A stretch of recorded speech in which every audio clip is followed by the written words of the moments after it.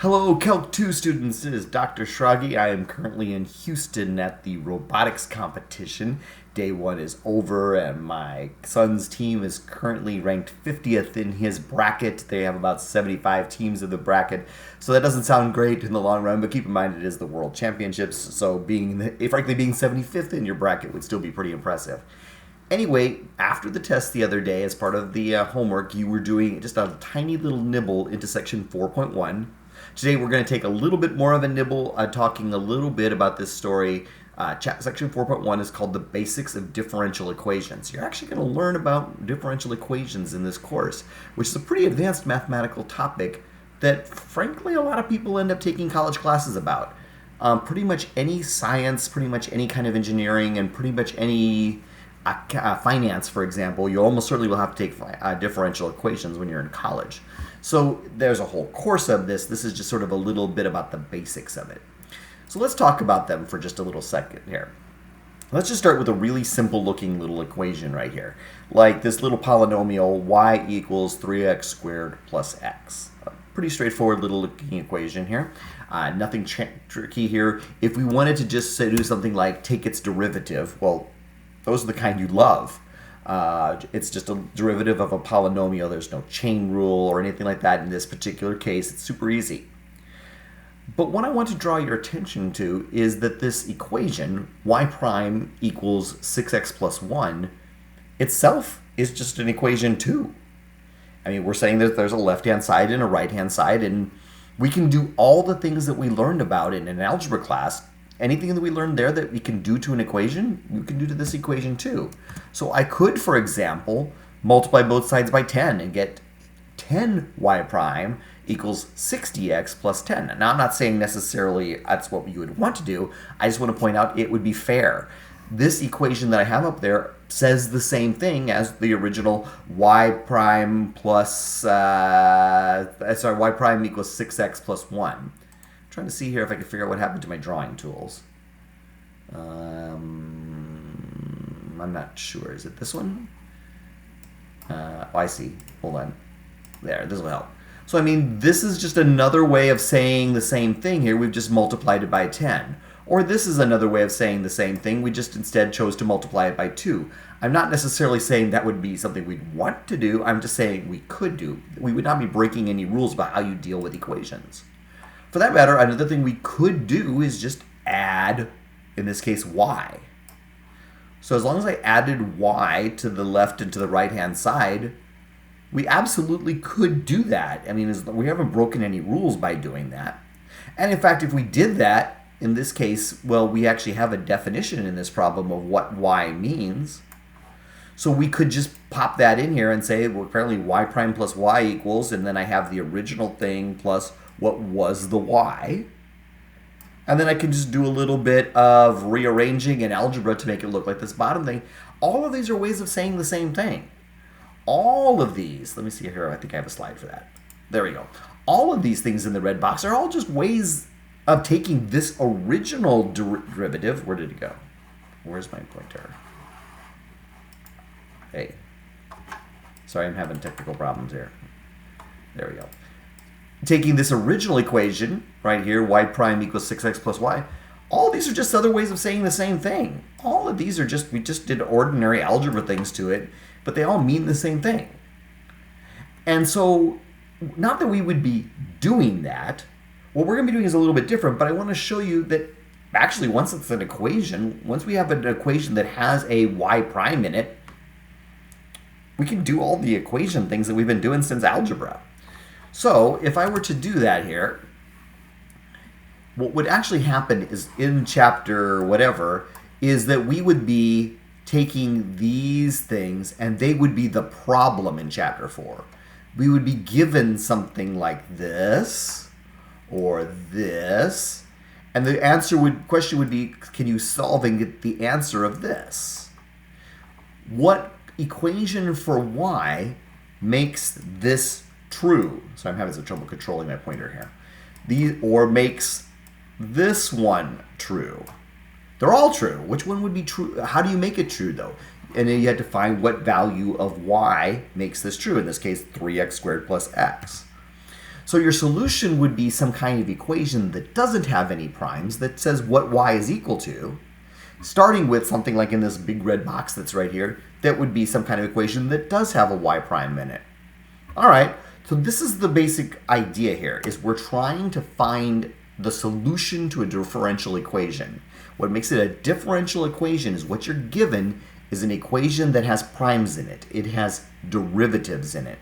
This word derivative and differential kind of mean the same thing. We can talk on the days when I'm back in class as to why differential and derivative kind of mean the same thing. So you're given an equation that has these primes in it. They're going to be on y. And you're going to be asked to find an expression in which y equals something, and that expression y equals something should make the original thing that you were given that had primes true. So let me just show you with an example here. In this case here, I'm being given a first-order differential equation. Remember, that was a term you learned for today's lesson. We found out that y prime, okay, there's only a first derivative here. Later, we'll see that you can have differential equations that have second derivatives or third derivatives or whatever. But right now, we only have a first derivative, so this is a first-order differential equation. And to find the solution, what you want is you're going to try to find a y equals something that makes this equation that you were given true. So, how do you get y from y prime? Here we lean into the idea that just like plus and minus are inverses of each other, or just like multiplication and division are inverses of each other, or e to the and natural log of are inverses of each other, the inverse of a derivative is the integral. So to cancel out the prime on that y prime, we're going to need to take the integral of both sides. So I take the integral of the left side and then the integral of the right side. Now I do want to draw your attention to, technically on the left side, it's the derivative of y prime dy, and on the right side, it is the integral dx. That's actually important in the sense of a math teacher would take off if you wrote the wrong one, but as far as like our first day of dipping into general solutions to differential equations, it would not be a heartbreaker if you got that wrong. But do notice that when you're taking it to get rid of a y prime, it's dy. But that's okay, because what's going to happen here, derivative of and integral of cancel out, and you just get y on the left side, plus a c, because remember, since it's an indefinite integral, it does not have a starting or an ending place here. So it's an indefinite integral, so it has to be plus c. Don't ask why it's plus 1. You'll get there in just a second as to why it's c1. Equals, and then we need to take the integral on the right side. Well, fortunately, this is a fairly simple integral. This one you can do. These are just to goose the power up by 1 and divide by the new power thing. So 6x becomes 3x squared. 1x to the 0 power becomes x to the first power divided by 1. It again is an indefinite integral because there wasn't any numbers here at the beginning and the ending of this integral. There weren't any numbers there at the beginning and ending of the integral. So it's a plus a c here. Now, what is up with these c's? There was c1 and c2. Well, okay, there was a c from doing the indefinite integral of the left-hand side. There was a c from doing the indefinite integral of the right-hand side. And just to keep them straight, I did c1 and c2. Okay, but actually, that's going to go away, as you're going to see in just a second here. See, I could pull that C1 that was on the left side and just drag it over here to the right side and have C2 plus C2 minus C1. And then, well, let's think this through here. C1 is just some constant. You got to pick anything. Any infinite number of numbers goes in for C1. That's how those C's worked back when we learned about antiderivatives. And the other one, C2, is also just some dumb constant. Any number in the world would work. Well, if C1 is just some arbitrary number and C2 is just some arbitrary number that you get to pick, C1 minus C2 is also just some constant. We get to pick whatever we want for C1 and we get to pick whatever we want for C2, then the difference between them is just something we picked. And so then at that point, we just combine them into something we call C. So I've just at the end here, combined the C1 and the C2 into a new number C. And that makes this very last thing here, that is the solution. Now we're going to watch this word general solution. But notice what we were getting here. It was an equation where y equals something, and it makes the original equation true. This is our solution.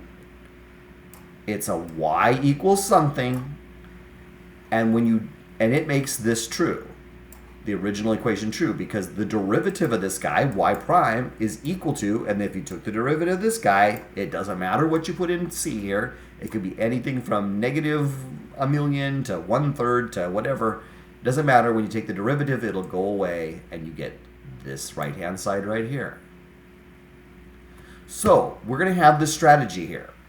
By the way, this is just a little hint that occurred to me when I was making this PowerPoint. In the homework, the verbiage that is used in your book and in the homework assignment is we would say that this equation, which is what we got down here, solves the original equation that was the problem. And you'll see that there are examples of that. In fact, I think I have one on the next slide. So we would say that this equation is a solution of the original thing, or we would say that the verbiage that your book uses is that this equation solves that one. So like here's an actual equation from your homework set for that you're going to be doing today. It says, is this statement true or false? In other words, verify that the following functions are solutions to the differential equation. Okay, so just so we're clear here, what I'm saying here is, sorry, I keep having a hard time finding my pointer. This equation solves this equation. Now, this little bit of instructions I say here is that on a problem like this, you could just take the derivative of the expression that does not have a prime, and see if it gives you, or could be rearranged to give you, the expression on the right-hand side that does have a prime. So let's just do that real quick here. We could do this. Okay, they're saying, for the solution here, that this, where's my mouse? There it is. This should have its derivative should be 2x, 2 times the cosine of x rather. And in this case here, if you actually take the derivative, what am I doing wrong here? Here it is. If you actually take the derivative, you get this, which is not the same thing as in this problem, so the answer is false. This is not the same derivative. So this one in this case, because the question was asking true or false, then okay, apparently the answer here is false. This one's derivative is not that one. Now, honestly, that's not my favorite way to solve a problem like this. It isn't necessarily going to get you as far as it needs to. I'm just moving this over here. In the long run, a better plan for a problem like this is going to be to do what I do over here on the right. And by long run, I mean like the second group today. A better plan would be to say, look, if I'm being asked to see if this equation over here on the right, this one over here, y equals sine of 2x, if I'm being asked to solve this, in the long run today, a better plan would be to say, do it this way. Here's what the thing that has a prime. Take the integral of both sides. Notice that the prime is dy on the left side because it's an integral of y, whereas on this side, or on the right side here, it's a dx because you're integrating the x. Technical difference that's important, but doesn't have to happen today when I'm teaching this from 600 miles away. All right, the integral of y prime is just y plus c1 equals, okay, I'm going to pull that 2 out here in front and then do that integral. So y plus y1 equals 2 sine x plus c2. Drag the c1 and the c2 to the left hand, to the same side, and then just recall those things as c, and you get y equals 2 sine x plus c, which is not the same thing as the original problem was, so the answer is false. We'll do several more examples like that before I'm done with this PowerPoint. But I do want to clear up a word here. Why are we calling these things the general solutions? Okay, because later we're going to have a different adjective here. We're going to talk about particular solutions, but not today. That'll be on Tuesday. Right now we're talking about general solutions. A general solution to a differential equation still has that constant c in it. where you could plug in any real number in for C into the general solution and the solution still works. When you're looking for being asked to find the general solution to a differential equation, you're being told it's still going to have the C in it. So for example, earlier we showed that y equals 3x squared plus x plus c was a general solution for this differential equation. Ooh, let's even be fancier in our verbiage. For this first order differential equation. I say it's first order because it only has one prime. The highest derivative in there is a first derivative. So what is this telling us here? It's a general solution because it still has this c in here. I could put anything in here and it would still work. Look, if I said my solution is this, where instead of c I put in the number 100, its derivative is still the thing that was the original problem. Y prime equals 6x plus 1. If y equals 3x squared plus x plus 1, instead of plus c, I changed it to a plus 1, its derivative is still the same thing. It still works. If y equals 3x squared plus x minus 18, so I put negative 18 in for c, the derivative is still y prime equals 6x squared. Y prime equals 6x plus 1. It does not actually matter what we put in for c. That's what makes it a general solution. We're going to find on Tuesday how to turn this into a particular solution where, no, c has to be one very specific thing. But for right now, we're just getting a step closer to that by getting to the general solutions. So here's an example of a problem that is actually in the pool of problems on a loft that you'll be doing for the next time. It says find the general solution for the differential equation y prime equals 3x to the fourth plus 9x cubed plus 9x. Okay, let me walk you through how we solve the problem like this. Again, you're going to see the pattern. There'll be lots of these kind of guys on your homework set today. So the first thing to do is to take that original first order differential equation. If it isn't already in a form where y prime is by itself over there on the left-hand side, today let's get it by itself. But I think everything that I give you, y prime is by itself on the left-hand side. Sometimes the other things are over there, like maybe that 3x to the fourth power is over there and you have to kick it over to the other side, but I don't think I gave you any problems like that today. All right, so we got to get y equals something. The only way we're going to get to y, not y prime, is by taking the integral of both sides. So our first step here is to take the integral of the left-hand side and the integral of the right-hand side. Integral of y prime dy. Again, notice the y here. That's not unimportant, but not necessarily so critical today. We can fix it on a day I'm together with you. Well, we took the integral on the left side, so we got to take the integral on the right side. All right, now we actually evaluate that integral. Integral of and derivative of cancel out and just leave you y plus some constant, which I'm going to call c1 since I know another one's coming. That's a constant over there on the left-hand side. Equals. All right, this integral is not so bad. It's just one of those integrals of a polynomial kind of thing. You goose the power up by 1 and divide by the new power. So 3x to the fourth becomes 3/5 x to the fifth, plus 9x cubed over here becomes 9/4 x to the fourth over here, and 9x becomes 9/2 x squared over here. And then we got to remember, because it was an indefinite integral, we got to put that plus c term back in there.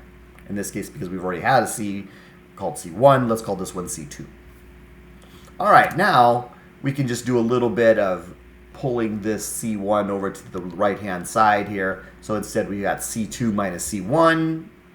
And once again, we can play this game of, what difference does it make? If I'm just going to pick a c2 and I'm just going to pick a c1, isn't that the same thing as saying I'm picking the difference between c2 and c1? Let's fold those two together into just a c. Okay, if I'm just picking the number and I'm just picking the other number and I'm just finding the difference between them, effectively I'm just picking a difference.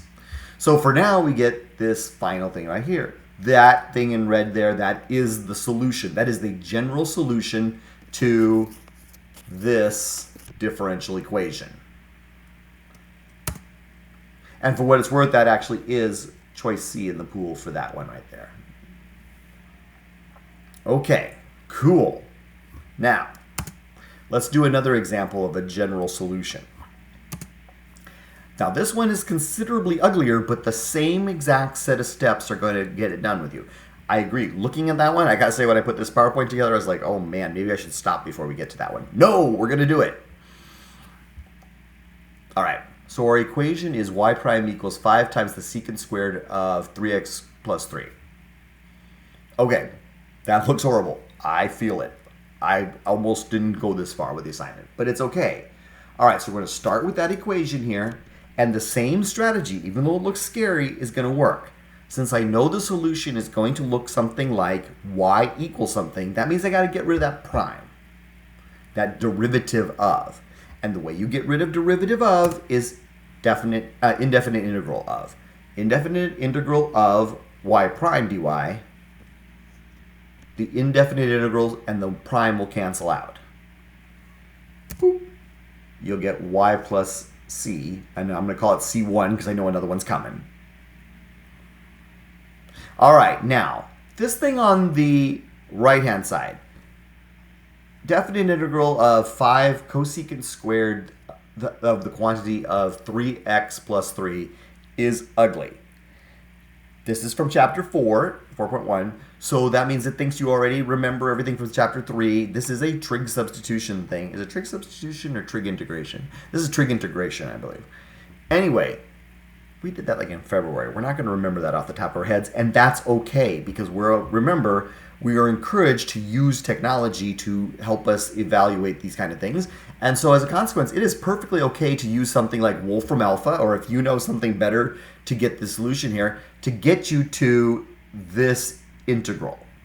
When you get to the point where you hit integral of 5 cosecant squared, I don't know that one off the top of my head either. It happens to be negative 5/3 cotangent of 3x plus 3. But you know how I found that out? I went to Wolfram Alpha and I typed in integral of, and I had to be careful to put it in here, 5 times the cosecant of 3x plus 3, and then I used parentheses to make sure I was clear that I meant squared was the cosecant term was squared. It took me a little while to get this right. I made a mistake the first time I put it in, and then Wolfram Alpha eagerly told me the integral, and that's just fine. Okay, this assignment is not about remembering trig integration. Okay, if you need to use a tool like Wolfram Alpha to get you over the hump when there's an integral that involves a trig thing or a log or something like that, I'm not sure there's anything trickier than trig as far as what we do on this assignment. But whatever, that's fine. Again, scaffolding. I am okay with that. That's not what this assignment's about. We can do this. So then, when it came time for it, I just kicked this C2 over to this side. I would have had a C2 minus C1. And then I combined those together to just make a C. Oh, I see I have a mistake on the slide here. There's 2 equal signs here, but that obviously is not right. So y equals negative 5/3 of the cotangent of 3x plus 3 plus some C gives us the general solution to this given first order differential equation. Now, when you go and do this, and I'm only giving you 2 groups today. The first group, remember, you can kind of avoid doing this whole set of steps of how to find the general solution. They're all going to be just asking you, is this a solution? And honestly, you could just take the side that doesn't have the prime and take its derivative and just see if it matches or can be rearranged to match what is given to you in the problem, and it's just a true or false question. The second group, though, does actually want you to find the general solution to this differential equation. Now, let me tell you what I want you to do, though, on group 2. When you dig around in group 2, there's going to be a problem. As I was looking through the pool from here in Houston, I noticed that some of the equations I must have not caught that there's a bug in the program. And like, for example, notice here, this one, the solution is y equals, I took the 6th one out, minus negative C column B. Okay, clearly this is a bug where something is not going right in there. So what I want, it's not very many, but there's a small number of problems in the pool that had Look, here's another one where there's problems where like somehow some notes to me became the answers that it's giving you. I did not have time today in Houston to look and see. It could very well be that none of those are the right answer anyway. That's kind of what I am guessing, actually. I'm guessing the ones that say I took the sixth one out, C column B. Probably those are never the right answer. But I don't want you to worry about that. So when you bring up your group 2 in a loft, before you answer any problems, scroll through it, and if you have any of these that say this weird thing, just hit reload. Remember, if you hit reload before you've answered any other problems, you're not losing any work, and just hit reload until you don't have any problems that say that. Okay? So you might have to hit I mean, I don't know. I don't have any idea. Will it take 1 reload? Will it take 4 reloads before you get one? I don't know. I will fix that when I get back. I don't know how that has lasted this long in a loft, but yeah, there's definitely a bug there. Anyway, I will take care of it. Odds are, though, those aren't the right answers. Anyway, I haven't actually checked, but yeah, I don't think either of these. This is definitely not. I'm just looking at the problem that's right here. This one right here. Yeah, I don't think any of these answers are right. So I think those ones that say I took the 6 out, just hit reload until you don't get any of those problems. Okay? All right, so that is all you need for today. You only have 2 groups for Tuesday. I will be glad to answer any questions. I'll gladly catch you guys on Monday if you want to talk about it at the Commons or whatever. And I appreciate you guys making progress on this, and I will see you guys when I get back. And I got to remember how to get rid of this program here. We want to discard the notation, and how do I get back? There. All right, you guys have a good day.